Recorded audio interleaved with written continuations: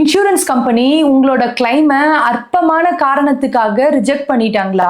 அப்ப இந்த வீடியோ உங்களுக்கு தான். Channel clocks and gifts limited versus the new India assurance company limited and another. இந்த கேஸ்ல சுப்ரீம் கோர்ட் ஒரு முக்கியமான தீர்ப்பை கொடுத்திருக்காங்க. அது என்னன்னா, ஒரு கம்பெனி தன்னுடைய சொத்துக்காக இன்சூரன்ஸ் எடுத்திருந்தாங்க. ஆனா எதிர்பாராத விதமா இழப்பு ஏற்பட்டதுனால அந்த இன்சூரன்ஸ் கம்பெனி கிட்ட இன்சூரன்ஸ் அமௌண்ட்டை கிளைம் பண்ணியிருக்காங்க.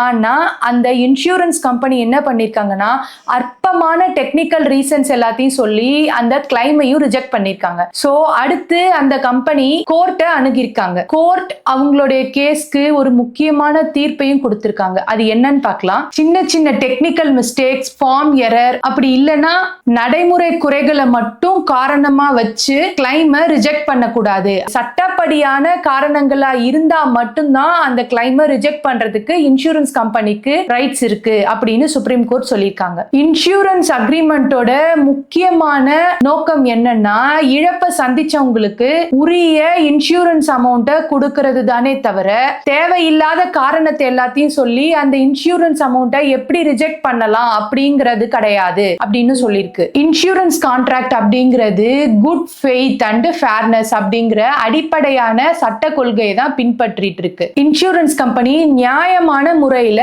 அதை அணுகணும் அப்படின்னு சுப்ரீம் கோர்ட் சொல்லியிருக்காங்க. நாலாவது விஷயம் என்னன்னா, கன்சியூமர் ரைட்ஸை கண்டிப்பா பாதுகாக்கணும் அப்படின்னு சொல்லியிருக்காங்க. பாலிசி ஹோல்டரோட நியாயமான உரிமையை மதிக்கணும். அது மட்டும் இல்லாம தேவையில்லாத டெக்னிக்கல் ரீசன்ஸை சொல்லி கிளைமை ரிஜெக்ட் பண்றது சட்டத்துக்கு விரோதமானதும் கூட.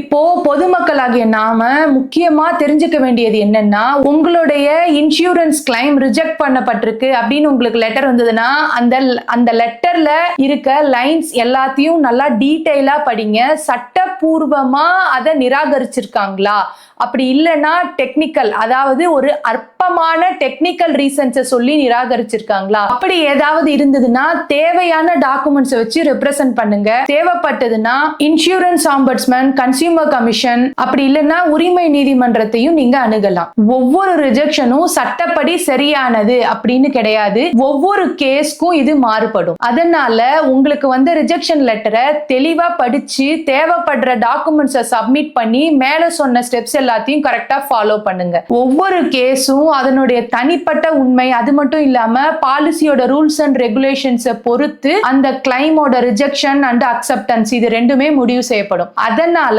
கண்டிப்பா நீங்க பாலிசி எடுக்கும் போதே எந்தெந்த ரீசன்க்குலாம் கிளைம் ரிஜெக்ட் ஆகும் அப்படிங்கறதையும் நல்லா தெளிவா டீடைலா படிச்சுக்கோங்க. இந்த வீடியோ உங்களுக்கு பிடிச்சிருந்ததுன்னா உங்களுடைய ஃப்ரெண்ட்ஸ் அண்ட் ஃபேமிலிக்கு ஷேர் பண்ணிக்கோங்க.